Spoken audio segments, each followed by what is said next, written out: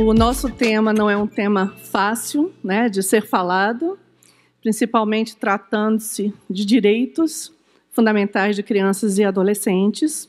E a gente precisa saber por que existem milhares de crianças e adolescentes à espera de uma família, já que o direito de viver em família é um direito que está sendo retirado de crianças e adolescentes há pelo menos 35 anos, que é o tempo que nós temos da nossa Constituição Federal.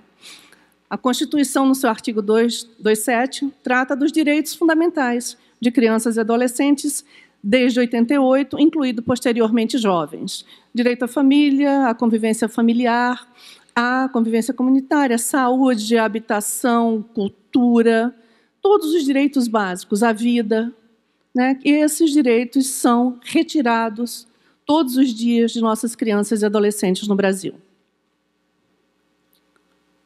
A Constituição Federal, obviamente, que não é respeitada, e também não é respeitado o Estatuto da Criança e do Adolescente, que é de 1990, ou seja, 33 anos de desrespeito, notadamente com relação aos prazos. Nós temos prazo de 120 dias para as habilitações, prazo de 120 dias para a destituição do poder familiar, que é aquele processo que deixa a criança e o adolescente livre, totalmente desimpedido para a adoção. Nós temos também o descumprimento dos prazos com relação à adoção, que seria de 120 dias, podendo ser prorrogado por mais 120 dias, e os demais prazos, os 18 meses para o acolhimento institucional ou familiar, obviamente que todos esses prazos não são cumpridos, e isso a gente fala em todos os estados do Brasil. Tá? Isso não é uma prerrogativa do Rio de Janeiro, de São Paulo, Minas Gerais, que são os estados com maior número de acolhidos, mas sim do Brasil inteiro.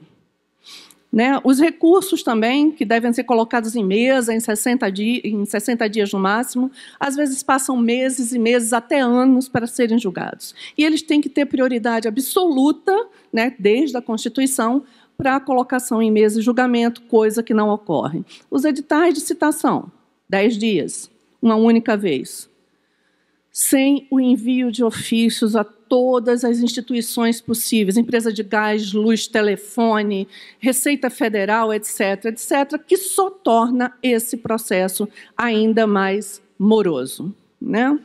Os recursos, a gente já falou, colocação em 60 dias. Nós temos justiça em números, já é disponível no CNJ, com relação a 2023, onde a gente fala especificamente do número de varas com competência em infância e juventude. Essas varas são mínimas. Vocês podem ver que, com relação às questões do quantitativo de varas que existem no Brasil, a gente só tem, em termos de infância e juventude, varas exclusivas, 167, e varas com competência acumulada, 89, ou seja, infância, juventude, idoso, infância, juventude e família. Com isso, fica cada vez mais moroso o procedimento, porque a gente não tem aquele apego, aquela oitiva diferenciada, né? Com o juiz, com defensor público, com o Ministério Público, com equipes técnicas, que é a nossa maior carência, com capacitação para tocar os processos, porque todo processo que lida com infância e juventude tem que ter um parecer do psicólogo, do assistente social, e deveria ter também do pedagogo, e até hoje eu não conheço uma vara de infância e juventude que tenha essa figura contratada. Nós temos hoje 5.570 municípios e 157 com mais de 200 mil habitantes, né? 19 com mais de 1 milhão de habitantes. Com isso, a quantidade de varas deveria aumentar bastante Brasil afora.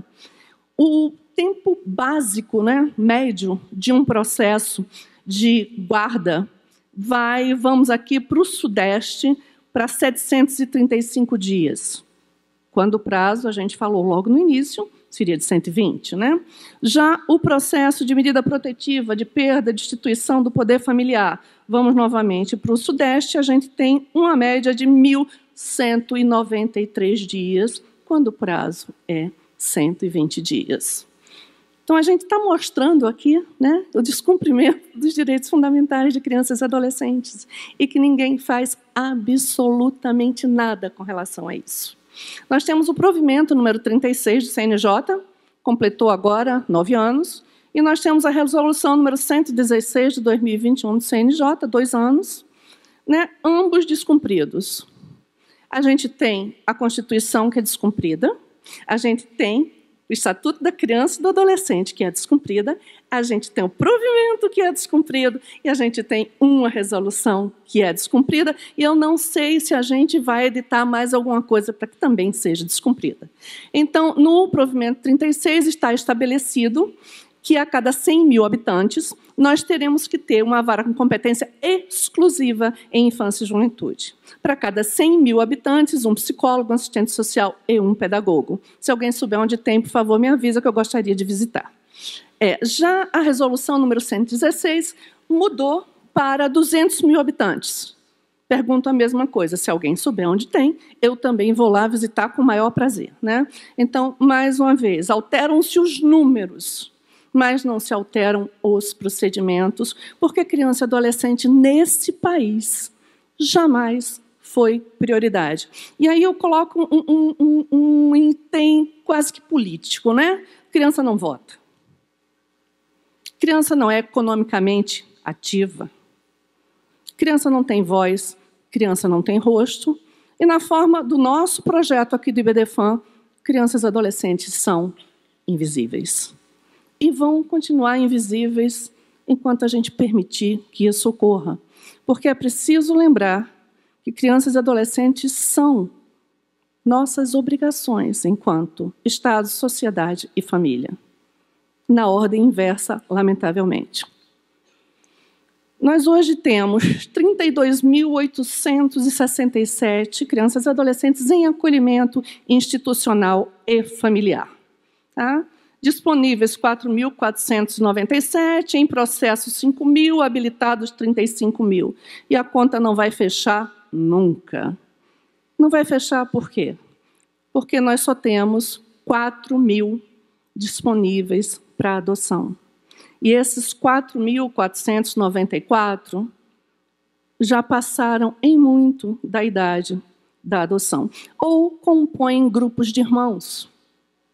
Ou são crianças com deficiência ou com doenças crônicas.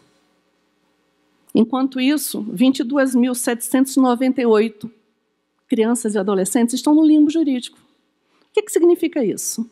Nem os genitores foram destituídos do poder familiar, nem retornaram à família de origem. Limbo. Limbo que pode acabar aos 18 anos com a perda de uma chance de se constituir em filho. Ou filha, ou filho. E essa perda de uma chance, a responsabilidade do Estado com relação a isso, da sua omissão, da sua morosidade, da sua falta de responsabilidade com o futuro desses vulneráveis.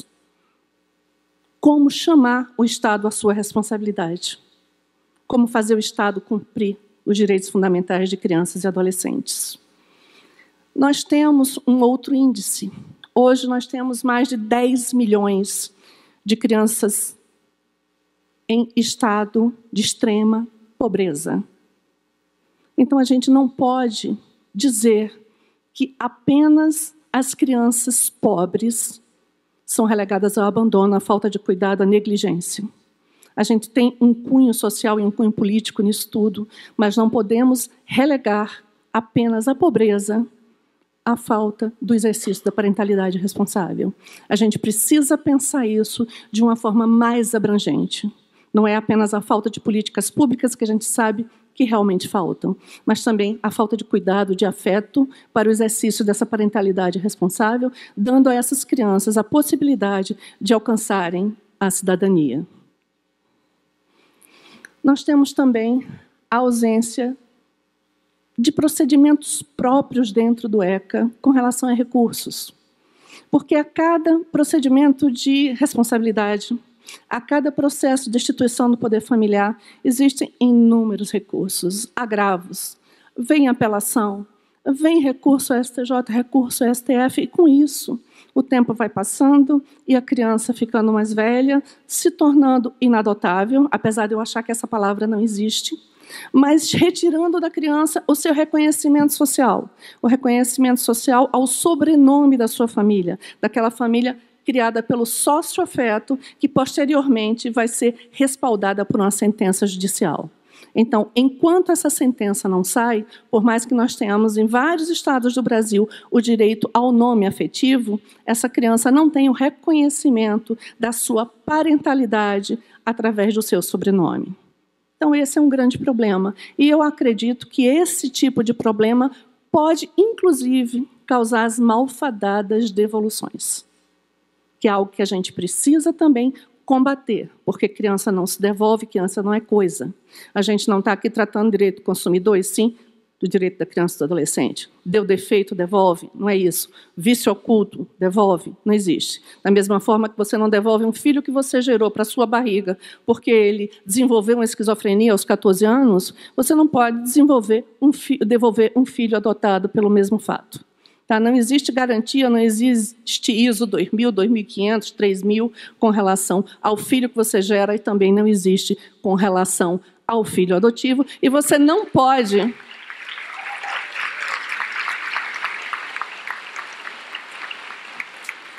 Não pode romantizar. Tá? Não pode romantizar e também não pode colocar a adoção como uma filiação de segunda categoria. Não é. É exatamente igual. O filho que te veio por uma sentença judicial e o filho que te veio porque você o gerou tem os mesmos direitos e os mesmos deveres. Então, vamos tratá-los igualmente e esquecer essa palavra devolução ou desadoção. São coisas que juridicamente não existem. Então, qual é o nosso desejo, gente? O desejo do IBDFAN, o desejo dessa comissão de adoção, que eu estou à frente com muito orgulho, e que tem esse papel preponderante de tirar as crianças e adolescentes debaixo do tapete da invisibilidade da sociedade. É que as nossas crianças e os nossos adolescentes não envelheçam nos abrigos, não envelheçam nas instituições de acolhimento, ou que elas não sejam esquecidas, porque inúmeras crianças não estão acolhidas. Elas estão nas ruas, sofrendo abandono, sofrendo exploração, e elas não conseguem sequer ser vistas. São efetivamente crianças e adolescentes invisíveis. E a gente precisa olhar por elas. A gente precisa aprender a respeitá-las e lutar para que elas possam ter um futuro, e principalmente para que elas possam ter uma família. Então, o que a gente quer é o respeito pelo tempo da criança, porque o tempo passa assim. 1 minuto, você é uma criança. No minuto seguinte, você está com 63 anos de idade, gente. É muito cruel isso. Começa a sentir uma dor aqui, uma dor ali, tem um acesso de asma no meio da plateia. É uma coisa muito pesada, né? Então, a gente precisa respeitar esse tempo. Inclusive, o tempo do idoso, que depois é um tempo mais pesado, é um tempo mais dolorido, né?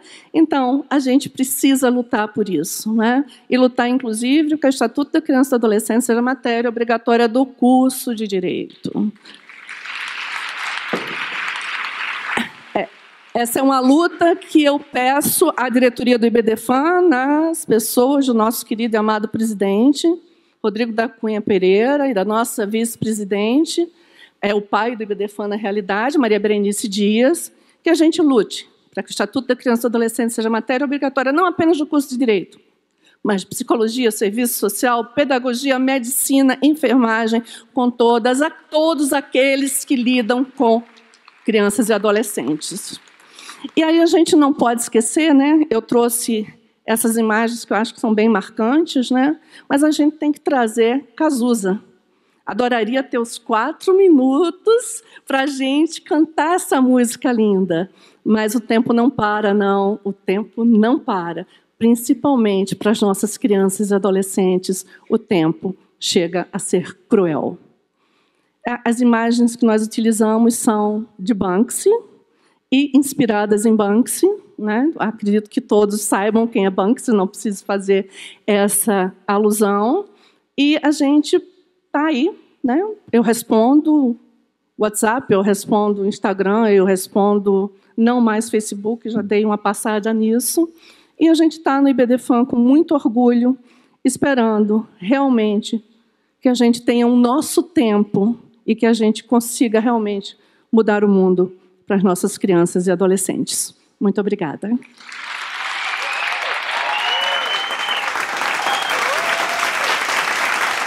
Aí, gente, a gente se encontra em Búzios.